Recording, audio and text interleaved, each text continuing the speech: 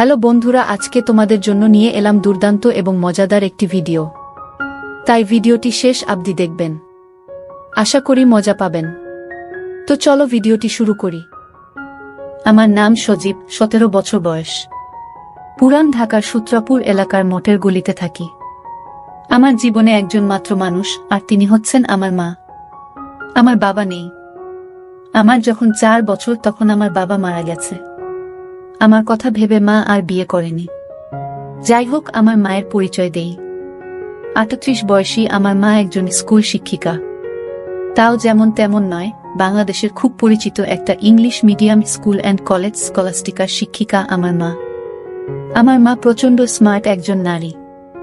সব কাজে সে পারদর্শী। আমিও ওই কলেজেই পড়ি। মা একসাথে বাসার ও কলেজের সকল দায়িত্ব সামলাচ্ছে সফলতার সাথে। পৃথিবীতে আমার কাছে আমার মার চেয়ে সৌন্দর্যময় নারী আর একটাও নেই। আমি কখনো মাকে বাজে নজরে দেখিনি, কিন্তু মার যতটাই প্রকাশক সৌন্দর্য, তাতেই বলছি মার চেয়ে বেশি মা কেউ পাবে না। গত সপ্তাহে মার কাছে সব মিলিয়ে 4টি প্রপোজাল এসেছে বিয়ের। কিন্তু মা সবাইকে একই কথা বলে যে আমার ভালোবাসা আমাদের মা ছেলের বাইরে কেউ ভাগ পাবে না। আমি মার ভালোবাসায় পাগল, আর আমরা কেউ কাউকে ছাড়া বাঁচতেই পারি না। এমন কোনো বিষয় নেই যা আমি মাকে বলতাম না। আমি ছোট থেকেই খুব শার্প। ক্লাস 1-এ ভর্তি হবার পর আমরা মা ছেলে কর্তৃপক্ষ ছাড়া কেউ জানে না। কখনো আমরাও এমন আচরণ করি না যে কেউ বুঝবে। যদিও এটা মা আর আমি প্ল্যান করে করেছি, কারণ আমাদের খুব মজা লাগত। মাকে এখনো দেখতে 20-21 বয়সী মনে হয়। মা সবসময় 3 পিচ পরে, তবে তা হাতা কাটা বা ফুল হাতা এক এক সময় এক এক রকম, তবে খুব টাইট নয়। এতেই মাকে দেখে যে কোনো পুরুষ পাগল হতে বাধ্য। মা প্রতিদিন আমাকে নিজেই গাড়িতে করে কলেজে নিয়ে যায়। আমাদের একটা হোয়াইট স্কোডা গাড়ি আছে, সেটা মা নিজেই ড্রাইভ করে। মা বাসায় কাজ করার সময় সাধারণত ওড়না কোমরে বেঁধে কাজ করে। আমাদের ঘটনা শুরু হয় ছিমছাম ভাবে এবং পুরো প্রাকৃতিক উপায়ে এবং অ্যাক্সিডেন্টালি। একদিন আমি একটা অঙ্ক বোঝার জন্য মার রুমে ঢুকলাম। রুমে ঢুকেই আমি ও মা সামনাসামনি, ও দুজনেই অবাক হয়ে গেলাম। কারণ মা মাত্র গোসল করে বের হয়েছে, আর শুধু টাওয়াল পরা ছিল। আমি কয়েক সেকেন্ড কোনো কথা বলতে পারিনি। চোখ মার ওপর থেকে সরছে না, কিন্তু লজ্জা পেয়ে মার চিৎকারে আমিও একটা চিৎকার দিয়ে বেরিয়ে আসি।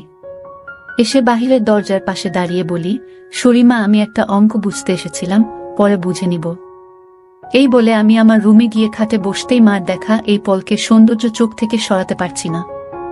হঠাৎ বুকটা ধড়ফড় করছে। চোখ পড়ল প্যান্টের দিকে। আমি ভয় পেয়ে গেলাম। দেখি প্যান্ট ফুলে ঢোল হয়ে আছে। আমার মন ভাঙচুর হয়ে যাচ্ছে মাকে এমন আবেদনময়ী রূপে দেখে। কখন যে ঘুমিয়ে গেলাম বলতেই পারি না। ঘুম ভাঙতে দেখি তখন সন্ধে হয়ে গেছে। উঠে ফ্রেশ হয়ে বের হলাম রুম থেকে। সামনে মা পড়ে গেল। ড্রয়িং রুমে বসে টিভি দেখছে আর সবজি কাটছে। আমায় দেখে হাতে ইশারায় পাশে বসতে বলল। আমি বসলাম। মা একটা হাতাকাটা ব্রাউন সালোয়ার কামিজ পরা ছিল। সুন্দর লাগছে, কিন্তু মার চেহারা দেখে মনটা ভেঙে গেল। আমার মাকে নিয়ে কি সব বাজে চিন্তা করেছি আমি, ছি। হঠাৎ মার ধাক্কায় জ্ঞান ফিরল। কি হলো বাবা? কি ভাবছিস? চুপ করে। না আম্মু, কিছু না। তোর জন্য বিরিয়ানি রান্না করেছি, আয় খাবি, চল। মা একদম স্বাভাবিক হয়ে আছে, হয়তো নিজেও লজ্জা ঢাকছে। আজ আমায় খাইয়ে দিবে মা? মা আমার দিকে এক পলক অপরূপ দৃষ্টি করে চেয়ে বলল, আয়, কাছে আয়। আমি হাত বাড়ালাম, কিন্তু মা আমাকে অবাক করে দিয়ে হাত ধরে কাছে নিয়ে তার কোলে খাইয়ে বসিয়ে দিল। আমি বুঝতে পারছি না হঠাৎ এমন কেন করল। কারণ বড় হয়েছি বলে হয়তো এতদিন এমন কোলে নেয়নি, এজন্য অবাক লাগছে। মা বলল, জানিস বাবা, তোকে নিয়ে আমার অনেক স্বপ্ন। জানি মা, আমি বড় মানুষ হয়ে দেখাবো। তুই বুঝছিস না, আমি চাই না তুই টাকা পয়সা কামানোর জন্য জীবন পানসে করিস। মানে হলো কখনো টাকার পিছনে না ছুটে খুশি থাকতে চেষ্টা করবি। টাকা এমনি আসবে। ওহ আচ্ছা। মা আমাকে খাইয়ে দিল। এমন মার প্রতি রাতে কি নাকি ভেবেছি আমি, ছি। ভেবেই খারাপ লাগছে। আমরা যে যার রুমে গেলাম ঘুমাতে। সারারাত নিজেকে দুষেছি আমি। 3 দিন মন খারাপ ছিল। এর মাঝে একদিন কলেজে যাওয়ার সময় মা কইল, কোনো কারণে তোর কি মন খারাপ? না মা। মা আর কিছু কইল না।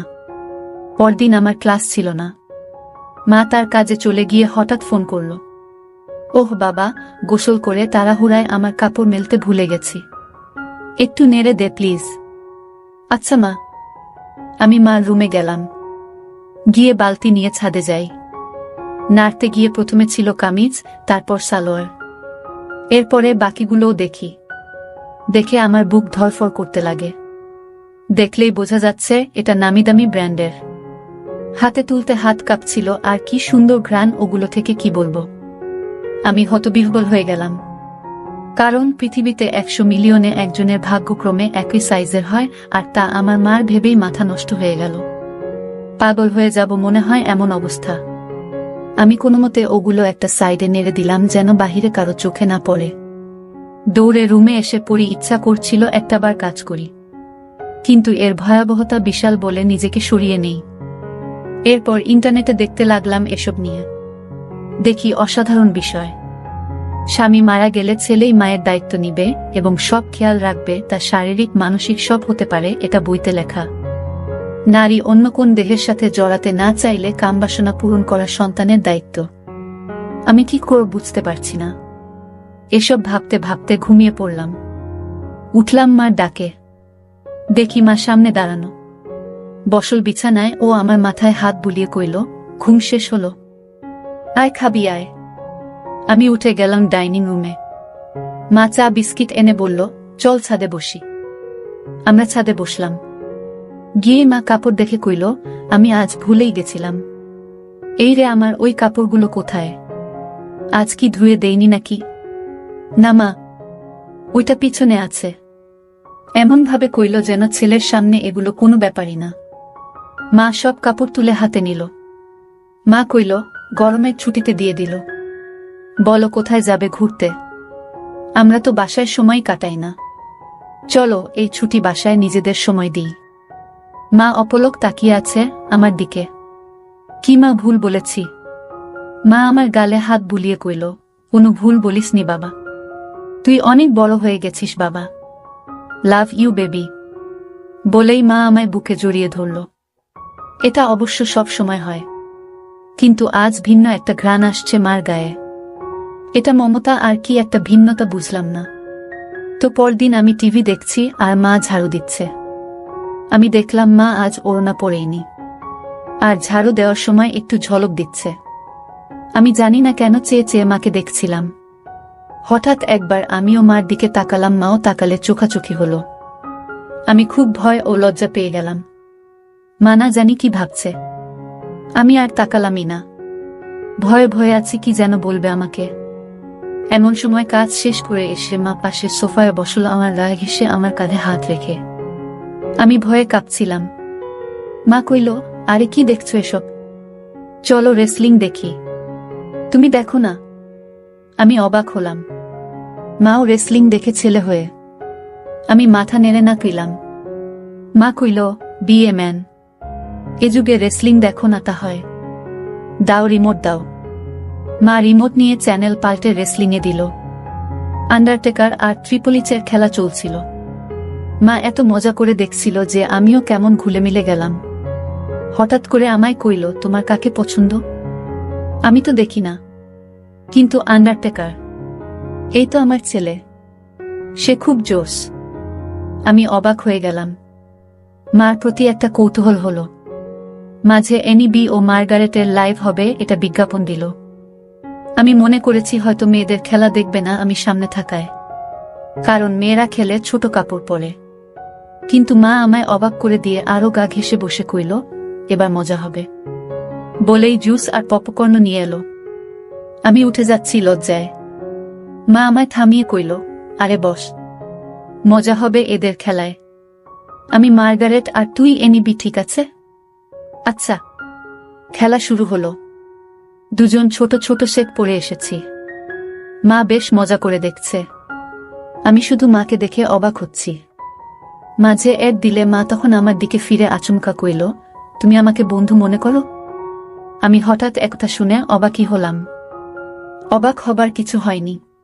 উত্তর দাও বাবা। আমার আর কে আছে তুমি ছাড়া? তুমি তো আমার সবকিছু। তাহলে একসাথে মায়ের সাথে ফ্রি হতে সমস্যা হচ্ছে কেন গাধা? এটা জাস্ট খেলা। আসলে ওরা ছোট কাপড় পরা, তাই মা ছেলে একসাথে এসব দেখা, এজন্য লজ্জা লাগছে। মা হাসতে হাসতে শেষ। আরে বোকা ছেলে, আমি না তোর মা? লজ্জা কিসের আমার সাথে? এগুলো অনেক আগের মূর্খ সমাজে চলতো, এখন না। শোনো, আমরা মা ছেলে ছাড়া আর কেউ নেই আমাদের জীবনে। আমরা চিল করব না তো কে করবে বলো? মানে আমরা একসাথে এগুলো দেখলে কিছু হয় না। আর ছোট কাপড় পরার জন্য এমন লজ্জা কেন? তুই পড়িস না নাকি? পড়ি তো। আমিও তো পড়ি, তাতে কি হয়েছে? এসব উলটপালট কথা বলবি না। পোশাক কখনো মানুষের স্বভাব থাকে না। মনে বিষ নিয়ে যদি বুরখা পরে ঘোরা হয়, তাহলে বুরখা পরার কোনো মানে হয় না। আমি মাথা নাড়লাম। এরপর খেলা শুরু হলে দেখা শুরু হলো আমাদের। হঠাৎ মা কইল, চল বাজি হবে, আয় দেখি কে জিতে। আজ মার্গারেট জিতবে। আমিও আর লজ্জা না পেয়ে মাকে সঙ্গ দিলাম। আমরা রক্তহীন করা খেলায় শেষে আমিই জিতে গেলাম। পুরো 10,000 টাকা জিতলাম আমি, কিন্তু মা একটু মন ভারী করল না। বাহ, বেশ টাকা আয় হলো। মাঝে মাঝে এমন হলে বড়লোক হয়ে যাব। তা তো হবি, তবে জিতলি আমাকে কি খাওয়াবি বলো? তুমি কি খেতে চাও মা? তোকে খাবো। আমাকে কিভাবে খাবে? আরে বোকা, এমনি কইলাম। আচ্ছা, আমি ঘেমে গেছি, যাই গোসল করে আসি। মা গোসল করতে গেল। আমি টিভি দেখছি।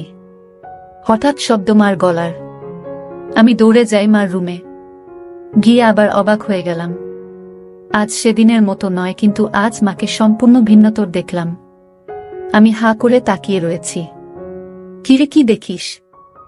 অবাক হয়েছিস না? আমি মাথা নেড়ে হা বলি। কিন্তু এত টাইট যে? ও, তুই টাইটের কথা বলছিস? আমি বলছি, এটা আমার অনেক আগের জামা। এই জামার বয়স তোর চেয়ে 2 বছর বেশি। কি বলছো এগুলো? ওয়াও। হ্যাঁ ওয়াও। সুন্দর না? নাকি খারাপ লাগছে? খারাপ লাগে তোমার ভূত। একদম পরি লাগে আমার মাকে। কিন্তু আসলেই অনেকদিন বলে টাইট হয়ে গেছে। কেমন যেন লাগছে। যদি কিছু মনে না করো একটা কথা বলি মা? হ্যাঁ বলো। তোমাকে টাইট ড্রেসেই ভালো লাগে কেন যে সবসময় আলখাল্লা পরে থাকো বুঝি না। মডার্ন যুগের এত উপদেশ আমাকে দাও আর নিজে সেকেলে। মনেই হয় না ইংলিশ মিডিয়ামের টিচার তুমি। আমার বদমাইশ ছেলে। আয় বুকে আয়। ইদানিং তুমি চেঞ্জ হয়ে যাচ্ছ যে। খুব আদর সোহাগ করছো যে। মা আমায় ছেড়ে দিয়ে মুখটা মলিন করে বাথরুমে চলে গেল। আমিতে ভয় পেয়ে গেলাম। কি বলতে কি বলে দিলাম। একটু পরে মা আবার আলখাল্লা পরে হাতে ওই জামাটা এনে আলমারিতে রেখে ধপাস করে বন্ধ করে নিচে কিচেনে চলে গেল। আমি কি বলো বুঝতে পারছি না। আমিও পিছনে গেলাম। কইলাম, মা রাগ করেছ? সরি মা। আর এমন বলবো না। মা কথাই বলছে না। আমি পিছনে ঘুরছি, কিন্তু মা পাত্তাই দিচ্ছে না। শুধু চোখে পানি ভরে কাজ করছে। কিচেনের জিনিসে রাগ ঝাড়ছে। টেবিলে খাবার দিয়ে মা ওপরে যাচ্ছে। তখনই আমি মার পায়ে পড়লাম ও কইলাম, আর কখনো এমন বলবো না মা। ক্ষমা করে দাও। কেঁদো না মা। তুমি ছাড়া আমার আর কে আছে বলো? মা কেঁদে দিয়ে আমায় জড়িয়ে ধরে কইল, আমিও তো তাই বলছি। তুই ছাড়া আমার আর কে আছে? তোকে আদর সোহাগ করব না গো কাকে করব? তুই তো আমার সব রে বাবা। সরি, আর হবে না মা। আমি সবসময় তোকে ভালোবাসি বোকা। আর এমন বলিস না। আমাকে প্লিজ একা করে দিস না তোর বাবার মতো। না মা, আমি তোমার সব কথা শুনবো ও মেনে চলবো। আমারও সব কথা মানতে হবে তাহলে? মা মুচকি হেসে চোখ মুছে কইল, তাহলে ওই ড্রেস পরে এসো আর আমাকে খাইয়ে দাও। মার মুখে উজ্জ্বল হাসি। মা রুমে গিয়ে 2 মিনিটে চলে এলো ওই ড্রেস পরে। আমি কইলাম, তোমায় একদম ক্লাস 10-এর মেয়ে মনে হয় মা। যে কোনো কাপড়ে বোঝাই যায় না তোমার বয়স 38। মা মুচকি হেসে আমায় নিয়ে বসে খাওয়াল। তারপর আমরা যে যার মতে রুমে গিয়ে ঘুমালাম। এভাবে মা আর আমি আর কিছু না করে ছুটি শেষ করলাম। ছুটির পরে আমাদের কলেজে একটা সাংস্কৃতিক অনুষ্ঠান হয়। সবাই নাম দেয়। আমিও নাম দিই গানে। আমরা পারফর্ম করি, অনেকেই অনেক রকম করে। মেয়েরাও পারফর্ম করে ড্যান্সে। হঠাৎ একটা ড্যান্স চালু হয়। দেখলাম কয়েকজন মধ্যবয়সী নারী ঘোমটা দিয়ে স্টেজে উঠল। এরপর গান চালু হতেই ঘোমটা খুললে আমি আকাশ থেকে পড়লাম। মা লিডিং ড্যান্সার, আর মারাত্মক লাগছে তাকে। মা একটা হলুদ শাড়ি পরেছে, যা মারাঠি স্টাইলে বাঁধা ও নাভি বরাবর। এতেই সবার হৃদস্পন্দন বাড়িয়ে দিল। সবাই হুররে বলে অনুষ্ঠান শেষ করল। আমার মা এত সুন্দর নাচে তা জানতাম না। ছেলেরা সবাই তো বলছেই, সাথে মেয়েরাও বলছে ম্যাম খুব স্মার্ট। আমার খুব গর্ব হলো এটা শুনে। আমরা বাসায় গিয়ে আমি মার সাথে কথা বলছি না। মা তা দেখে কইল, কি হয়েছে আমার প্রাণ ভোমরা? ইস, আবার প্রাণ ভোমরা বলছে। কখনো তো বলনি নাচতে পারো। আমাকে তো কখনো নাচ করে দেখাওনি। মা আমার কাছে সোফায় বসে গা ঘেঁষে কইল, এই যে মশাই, আপনাকে সারপ্রাইজ দিতেই বলিনি আগে। এখন আপনিও তো অবাক হলেন, তাই না? আপনার জন্য এত কিছু করলাম, আর আপনি যদি মন খারাপ করে থাকেন তাহলে হয়। সরি। আচ্ছা, ঠিক আছে। তুমি এত সুন্দর নাচতে পারো আমি জানতামই না, আর কি ড্রেস পরেছ তুমি ওখানে, আমি অবাক। কখনো তো এমন খোলামেলা পোশাকে দেখিনি। খোলামেলা কই? এত মারাঠি স্টাইল আর খোলামেলা কি বলছো? আমাকে কি খুব খারাপ লাগছিল? নাউজুবিল্লাহ। তোমাকে আর খারাপ লাগবে? তা অসম্ভব। পৃথিবীর সবচেয়ে সুন্দর নারী আমার মা, আর তাকে খারাপ লাগবে? তোমায় মারাত্মক লেগেছে মা। মা আমার গাল ধরে কইল, থ্যাংক ইউ। মা, একটা কথা বলি? হ্যাঁ বল। আমাকেও একদিন নেচে দেখাবে প্লিজ মা? তুই আমার নাচ দেখবি? ভালো লেগেছে? খুব। আমি ভাবতেও পারিনি এত সুন্দর নাচো তুমি। আজ সবাই তোমার প্রশংসা করছিল। প্লিজ মা, দেখাবে বলো না? অবশ্যই দেখাবো বাবা। আমার পৃথিবী তুই, আর তোকে খুশি করতে সব করতে পারবো। বল, কি ড্যান্স দেখবি? যে কস্টিউম আছে তার বিচারেই যা ইচ্ছা তোমার। আচ্ছা তুই বস, আমি আসছি। বলে মা গেল রুমে। একটু পরে এসে আমায় পুরো চমকে দিল। মা একটা শাড়ি পরেছে, যা ট্রান্সপারেন্ট মেরুন রঙের। ফলে সব উদীয়মান তা দেখে আমি সোফা থেকে দাঁড়িয়ে যাই। মা আমায় এমন উঠতে দেখে কইল, এখন আমি তোর টিচার নই বোকা। দাঁড়াচ্ছিস কেন? আমি যেন কেন বলে দিলাম, তোমায় আজকে সত্যি অসাধারণ লাগছে মা। বলার পর খেয়াল হলো আমি কি কইলাম। জিভ কেটে কইলাম, ওফ সরি মা, আমার ভুল হয়ে গেছে, আর বলবো না এমন পচা কথা। মা আর চোখে একটা চাহনি দিয়ে কইল, আমি কি হই তোর বলতো? আমার মা? তাহলে এমন কেন করছিস? মা নাকি তার সন্তানের কাছে সবচেয়ে সুন্দর হয়। তুইও তো বললি। তো প্রশংসা করতে এত দ্বিধা কিসের? ওই যে ভাষাটা বিব্রত, তাই। চুপ করতো, কোনো বিব্রত নয়। এদেশীয় ভীত সংস্কৃতি তোর ভিতরে কিভাবে এলো বুঝলাম না। এটা কোনো বাজে শব্দ নয়। যাকে যা লাগে তাই বলা উচিত, বুঝেছিস? চাইলে আরো কিছু বলতে পারিস। আমি ভ্যাবলা হয়ে কইলাম, হ্যাঁ, কিন্তু মাকে এসব জাতীয় কথা বলা কি ঠিক? মা আমায় হাত ধরে সোফায় বসে কইল, দেখ বাবা, আমি তোর মা। আমায় তুই যা খুশি বলতে পারিস। ভালো লাগলেও বলবি, খারাপ লাগলেও বলবি, তাতে কোনো সমস্যা নেই। এখন তুই যদি আসলে আমায় মা বলে আপন নাই বা ভাবিস, তাহলে আর আমার কি করার? স্বামীকে হারিয়ে একমাত্র সন্তানের সঙ্গ কপালে না জুটলে তো আর কিছু করার নেই। আমি বুঝলাম মা মনে মনে কষ্ট পাচ্ছে, আর প্রশংসা করায় মা আমায় বাধা দেয়নি। পশ্চিমা দেশের মতো মা আমায় স্বাধীনতা দিচ্ছে, ভালো তো এমনিতেই বাসে মা। তাই মার মন ভালো করতে কইলাম, okay my dear loving mother, let's show me your best move. মা হেসে দিয়ে আমায় ধন্যবাদ দিয়ে কইল, লাভ ইউ মাই ডিয়ার। তোর জন্যই বেঁচে আছি আমি। আমায় তুই বুঝিস বলেই আমি পরিণত মা। বল, কোনো গানে নাচব? কাটা লাগা গানে। মা চোখ বড় করে কইল, নটি বয়। আমি হেরে যাওয়ার মতো মাথা নিচু করলাম। মা আমার থুতনি ধরে তুলে চোখে লাশময়ী হাসি এনে কইল, আমার ছেলে বলবে আর আমি মা হয়ে তা করব না, এটা হতে পারে না।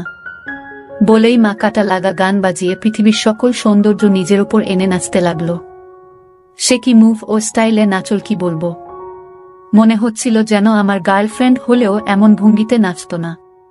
পুরোপুরি বোল্ড লাগছে মাকে। আমি দাঁড়িয়ে হাততালি দিলাম ও মাকে গিয়ে সালাম করলাম। মা অবাক হয়ে গিয়ে কইল, কি ব্যাপার? সালাম কেন? কারণ তুমি আমায় এত ভালোবাসো, আমায় এত বিশ্বাস করো তাই। এমন সাজে আমি কখনো ভাবিনি তোমায় দেখব। তাও আবার আমার অন্যায় আবদার রেখে এই বোল্ড সং ড্যান্স করলে। তোমার কি খারাপ লেগেছে মা? মা কইল, এজন্যই তোকে এত বেশি ভালোবাসি রে বাবা। তুই খুব মাসুম আর হনেস্ট আর খুবই কিউট। শোনো তাহলে, তুই আমার একমাত্র সন্তান আর একমাত্র সঙ্গী, যাকে নিয়ে আমার জীবন মরণ সব। তোর কাছে খারাপ লাগার কিছু নেই। আমি তোকে ভালোবাসি রে বাবা। আর এমন কেমন বলিস? এটা একদম স্বাভাবিক। আমি চুপ করে রইলাম। মা কয়েক সেকেন্ড আমার দিক তাকিয়ে থেকে কইল, আচ্ছা এখন গোসল করে আসি। মা চলে গেল। আমি আর পিছন দেখার কেমন মন বল পাচ্ছি না। তবে 10 মিনিট পর হঠাৎ মা ডাক দিল। আমি মার রুমে যেতেই আবারও সেই মুহূর্ত সামনে করলাম। মাকে এরূপে দেখে বুক ধকধক করছে। আমি কিছু বলতে পারছি না, কিন্তু মা আমায় দেখে মোটেও বিচলিত নয়। একটু কড়া কণ্ঠে কইল, বস বিছানায়। আমি কি করব বুঝতে পারছি না। মা এবার আরো একটু কড়া হয়ে কইল, বসতে কইলাম না। আমি চট করে বসলাম। মা আরেকটা তোয়ালে দিয়ে চুল মুছে তাতে বেঁধে এসে আমার পাশে বসল। আমি নিচের দিকে মুখ করে আছি। আমার দিক তাকা। আমি তাকালে মা কইল, আমি তোর কি? মা, আমি খেয়াল করছি সেই দিন এমন তোয়ালে পরা দেখার পর থেকে তুই পাল্টে গেছিস। কেন এমন কেন করছিস? আমি সরি মা। আমি আসলে সেদিন একটা অঙ্ক বুঝতে এসেছিলাম।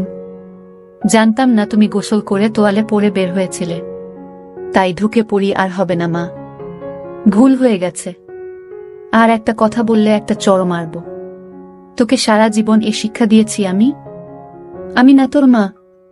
তুই ছোট থেকে আমায় এমন দেখেছিস, এখন একটু বড় হয়েছিস বলে আর দেখিসনি। তাতে এমন করার কি হলো? কিন্তু এখন তো আমি বড় হয়ে গেছি মা। আবার কথা বলে। সন্তান আজীবন মার কাছে ছুটি থাকে, আর তোয়ালে পরে দেখায় কি দুনিয়া উল্টে গেছে? আমায় কি তোয়ালেতে দেখতে এতটাই বিশ্রী?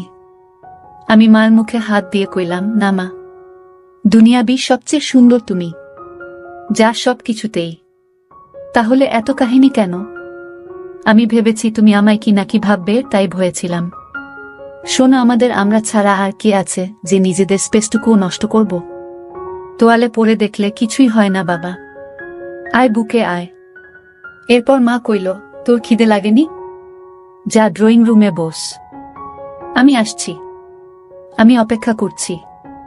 মা এলো কিচেনে, রান্না করছে আর গুনগুন করে গান গাইছে। আমি পিছন থেকে জড়িয়ে ধরলাম মাকে। পিছন তাকিয়ে দেখে আমি হাত সরিয়ে নিই। মা মুচকি হেসে আমার হাত ধরে গান গাইতে থাকলো। আমিও হাত দিয়ে জড়িয়ে ধরে কইলাম, কি ব্যাপার? মনে এত খুশি? আমার জীবনে এমন একটা ছেলে থাকলে খুশি হব না? বল, কি খাবি? স্যুপ? আচ্ছা যা, টিভি দেখো। আমি আসছি স্যুপ নিয়ে। আমি বসে টিভি দেখছি। মা স্যুপ এনে আমায় খাইয়ে দিল, ও নিজেও খেল। আচ্ছা, আমার কিছু শপিং করতাম, তুই থাক একটু বাসায়, আমি চলে আসবো তাড়াতাড়ি। মা শপিং করতে চলে গেল। এলো অনেকগুলো ব্যাগ নিয়ে, সব নিয়ে সোজা রুমে রেখে এলো। কি কিনলে? এমনি কিছু জিনিস। মা এড়িয়ে গেল। বুঝলাম হয়তো নিজের কাপড় কিনেছে, তা তো আর ছেলেকে দেখানো যায় না। যাই হোক, পরদিন কলেজে যাওয়ার জন্য গাড়িতে বসে আছি মার জন্য। মা গেট লাগিয়ে যখন গাড়িতে এলো তখন আমি আকাশ থেকে পড়লাম। মা একটা হলুদ ট্রান্সপারেন্ট শাড়ি পরেছে ম্যাচিং ব্লাউজের সাথে। মনে হলো আমি আকাশ থেকে পড়লাম মাকে এমন রূপে দেখে। মা আমার চেয়ে থাকা দেখে কইল, কি হলো, এমন তাকিয়ে আছিস কেন? তুমি অনেক পাল্টে গেছো মা। মুচকি হেসে কইল, এটা কি তোর খারাপ লাগছে? আরে না না, আমার কাছে উল্টো ভালো লাগছে। মা চোখ কুচকে কইল, ভালোটা আবার কেন? আমিও চাই তুমি নিজের জীবন সাজাও, ভালো ও খুশি থাকো। পোশাকটা না হয় তারই শুরু। মার মুখে উজ্জ্বল গর্বের হাসি। আজকে অসাধারণ লাগছে মা। আমি ভাবছি এখন থেকে শাড়ি পরব। ভালো ডিসিশন, কিন্তু শুধু শাড়ি কেন? এমনি না হলে আর কি পরা যায় বলতো? মা আমাকে জিজ্ঞেস করছো? মা কাকের মতো আশেপাশে তাকিয়ে কইল, আর কাউকে দেখছিস গাড়িতে? না মানে একজন মা তার ছেলের সন্তানের কাছে পোশাকে সিদ্ধান্ত চায় তাই কইলাম। বাংলাদেশে এটা স্বাভাবিক নয় যে। আমার কাছে সবকিছু তুই, তাই আমার কমেন্ট তুই করবি। বল কেমন পড়ব? সত্যি ফ্রেন্ডলি বলবো? এবার চর খাবি? সরি সরি বলছি। মা আমার দিকে তাকিয়ে রইল কয়েক সেকেন্ড। মার এই রহস্যঘন তাকানো বুঝি না। ওয়েস্টার্ন? বলেই মা গাড়ি চালাতে লাগলো। আধা ঘন্টা গাড়ি চালানোর পর মা আমাকে একটা পার্কে নিয়ে গেল। মা আমার পাশে বসে কথা বলছিল, হঠাৎ মায়ের হাত আমার নিচে দিল। তখন আমার আর বুঝতে বাকি রইল না মা কি করতে চাইছে। আমি বুঝতে পারছিলাম যে মা আমার জন্য পাগল হয়ে গেছে, নিজেকে আর আটকে রাখতে পারছে না।